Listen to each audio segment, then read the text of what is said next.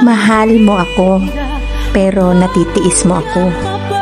Natitiis mo akong hindi kausapin. So, kaya mo na rin akong mawala. Bakit kaya lapitin ako ng mga taong hindi sigurado? Mga taong sa una lang ganado.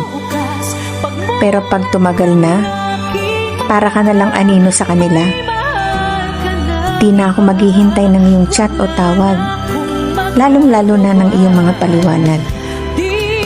Dati, takot akong sabihin na maraming nagbago sa iyo. Kasi alam kong sa awin na naman ito mapupunta. Pero ngayon, kaya ko na. Kung natitiis mo kung hindi ka usapin, pakiusap, ituloy mo na. Huwag ka nang magparamdam pa. Huwag mo na akong gawing pansamantala. Huwag mo na rin